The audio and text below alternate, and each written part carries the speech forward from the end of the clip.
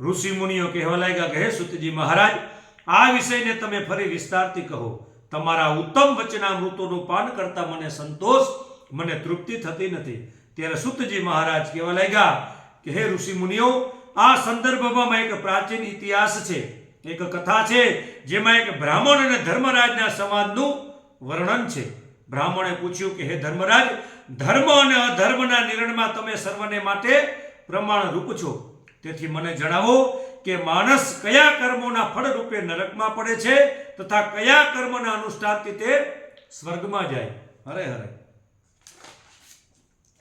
કૃપા કરી આ બધી વાતોનું તમે વર્ણન કરો. ત્યારે યમરાજ ભગવાન કહેવા લાગ્યા કે હે બ્રાહ્મણ દેવતા, જે માણસ મનવાણી ક્રિયા દ્વારા ધર્મથી વિમુખ અને ભગવાન હરિ વિષ્ણુ ભક્તિ રહિત છે, જે બ્રહ્મા મહાદેવ અને વિષ્ણુને ભેદ બુદ્ધિથી જુએ, જેમના હૃદયમાં વિષ્ણુ વિદ્યાથી વિરક્ત છે, જે બીજાના ખેતર, જીવિકા, ઘર, પ્રેમ તથા આશાનો ઉચ્છેદ નાશ કરે, તે નરકમાં જાય. જે મૂર્ખ જીવિકાનું કષ્ટ ભોગવનારા બ્રાહ્મણોને ભોજનની ઈચ્છાથી દરવાજા પર આવતો જોઈ તેમને પરીક્ષા કરવા લાગે, તેમને તરત ભોજન આપતો નથી, તેને નરકનો અતિથિ સમજવો જોઈએ.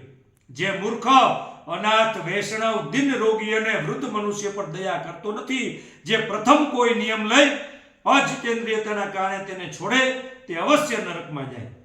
હરે હરે.